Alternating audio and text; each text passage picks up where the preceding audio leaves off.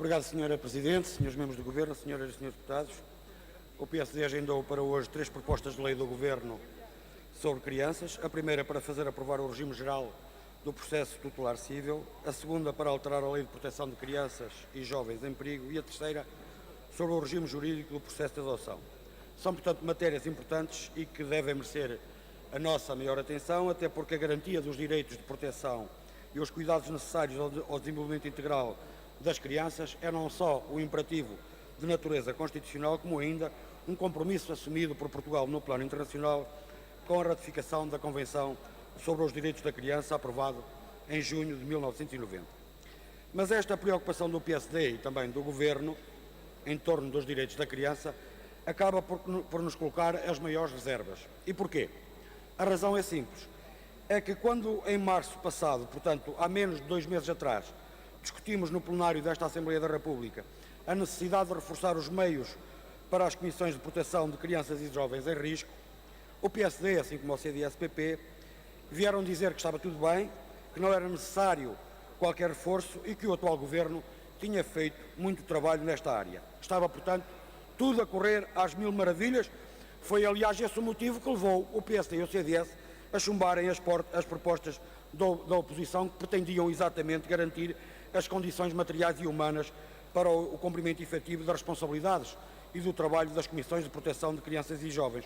Se não fosse assim, não se compreende porque é que o PSD e o CDS terão votado, afinal, contra essas propostas da oposição.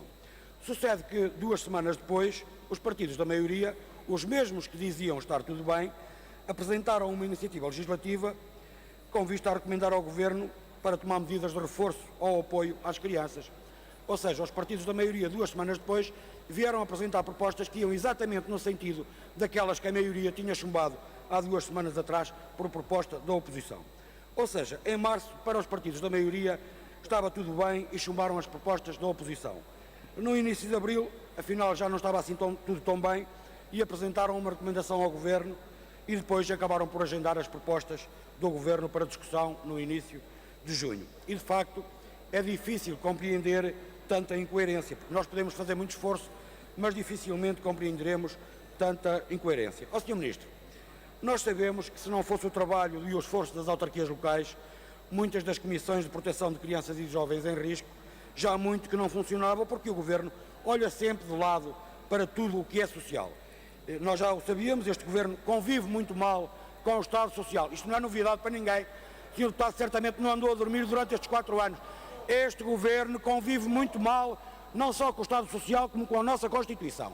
Os Srs. Deputados não andaram a dormir e sabem isso perfeitamente. Nós já o sabíamos e há outros que, pelos vistos, estão a sabê-lo agora. Ó, Sr. Ministro, na proposta do Governo pretende-se fazer uma profunda revisão da matéria relativa à prestação do apoio ao funcionamento das comissões de proteção por parte do Estado. E o que eu pretendia saber é se o problema do apoio do Estado às comissões de proteção é um problema legislativo que se resolve por decreto ou se é um problema de meios, um problema de opções do Governo. Porque importa saber, por exemplo, se o problema não reside mais nos novos critérios que o Governo impôs para a disponibilização de representantes e técnicos no apoio às comissões de proteção de qualquer alteração legislativa.